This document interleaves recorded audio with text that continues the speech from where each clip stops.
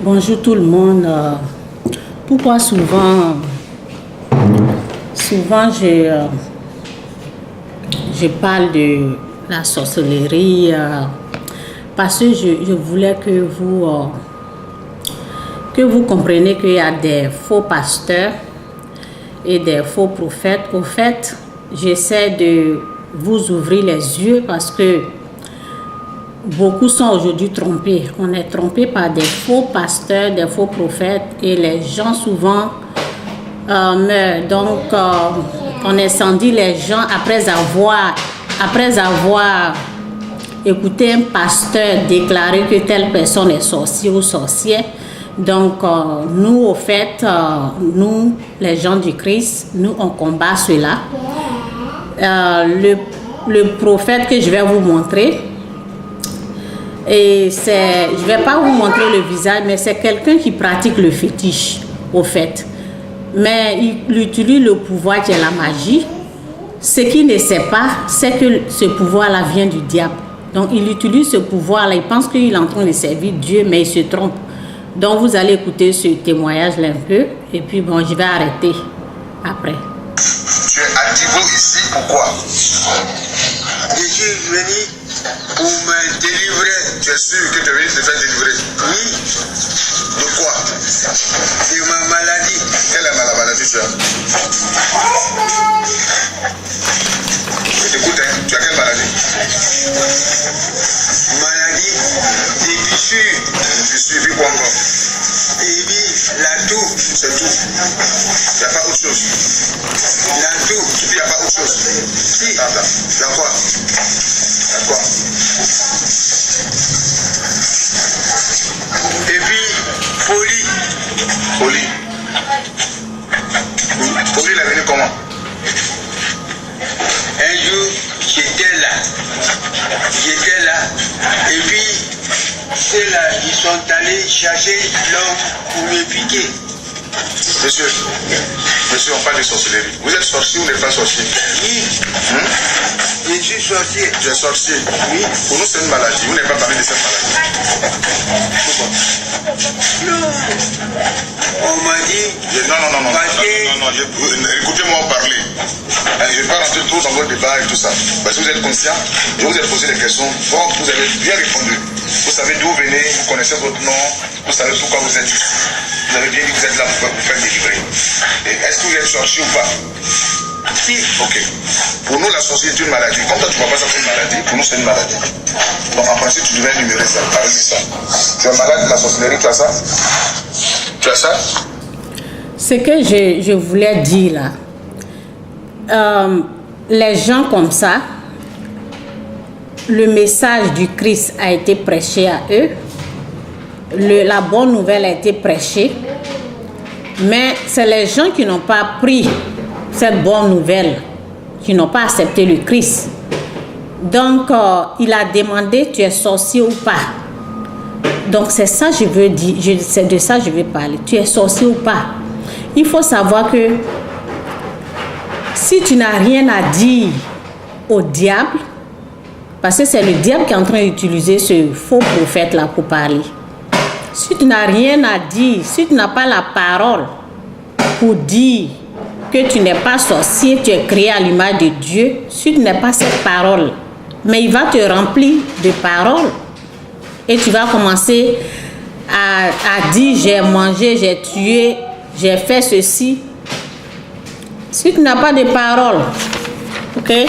La parole nous dit dans la Bible, Jean 1, verset 1, au commencement de toutes choses, la parole existait déjà. Celui qui est la parole était avec Dieu et il était Dieu. Donc le diable vient en passant par un faux pasteur ou un faux prophète pour te dire tu es sorcier ou pas. C'est à toi, si tu avais la parole, si tu connaissais la Bible, si tu avais la puissance en toi, la puissance du Christ, tu peux te mettre à dire, je ne suis pas un sorcier car Dieu a créé l'être humain à son image. Mais si tu n'as rien à dire, il va te remplir des paroles qui ne sont pas vraies et tu vas commencer à dire, j'ai tué cette personne, j'ai fait ceci.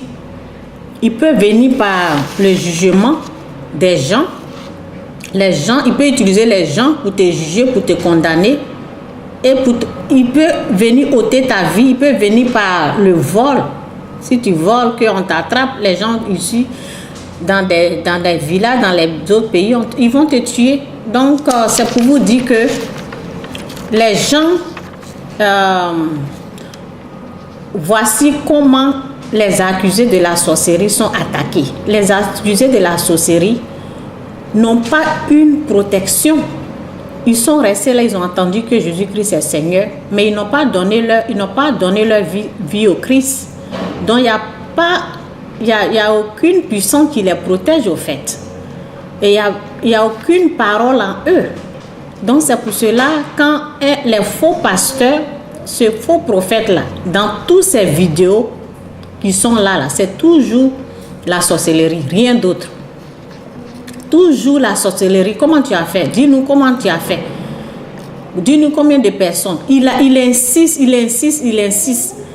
Tu dois dire combien de personnes tu as tuées et quel est le nom des gens là. Lorsque tu finis de parler, tu rentres au village, ils vont te tuer.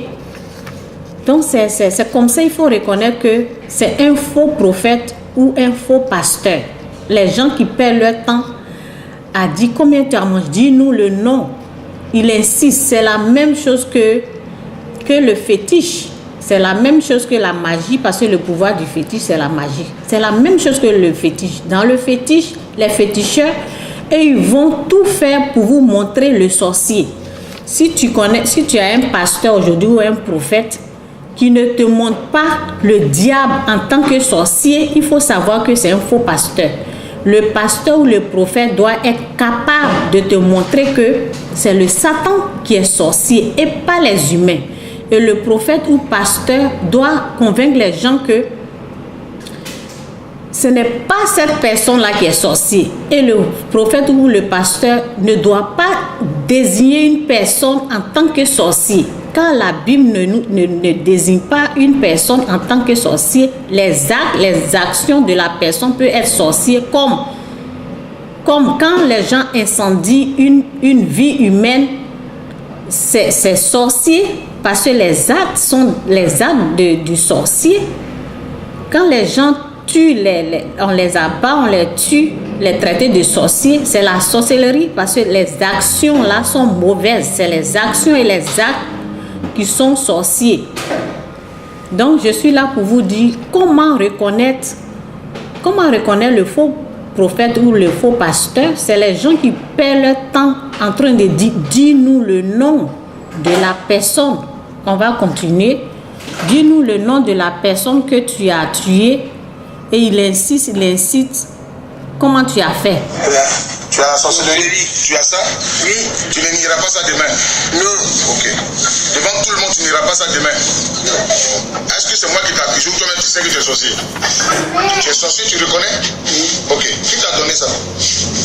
Qui t'a donné? Qui t'a donné sorcellerie? Ou même tu es né avec? Qui m'a donné? C'est Pierre Lago. Lago. Tu avais quel âge quand tu donnes la sorcellerie? J'étais en 53. Tu avais 53 ans? Tu avais 53 ans? 3 ans. Quand il te donnait la sorcellerie, comment il t'a donné ça? Il m'a appris à voler. Ça veut dire quoi? Il m'a appris à voler les herbes, les chauves-souris. Tu t'apprends à s'envoler? Oui. Là, tu es oiseau maintenant. Oui. On t'entraîne pour t'envoler. Oui. Et quand il est venu t'apprendre à t'envoler, là, tu as dit quoi? Quand il m'a appris, à s'envoler. ça c'est un rêve, hein? Mais c'est un rêve, la sorcellerie, ouais, c'est vis-à-vis. Sorcellerie, là, c'est vis-à-vis. Un rêve. Ah, c'est pas un rêve pour faire sorcellerie? Non. C'est pas un rêve pour faire sorcellerie? Si. Alors. Elle était où qui t'a envoyé maladie? Elle était ici même. Avant qu'elle va en France. Elle t'a donné maladie. Comment? Mot de ventre, chose. Enfin, vous de tête, tout ça là. Comment tu as donné? C'est ça, je sais. Tu as expliqué, c'est fini.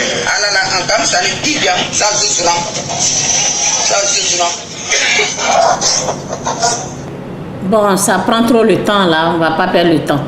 Ben, il faut savoir que c'est un faux prophète. C'est tout. C'est tout ce que moi je veux vous dire.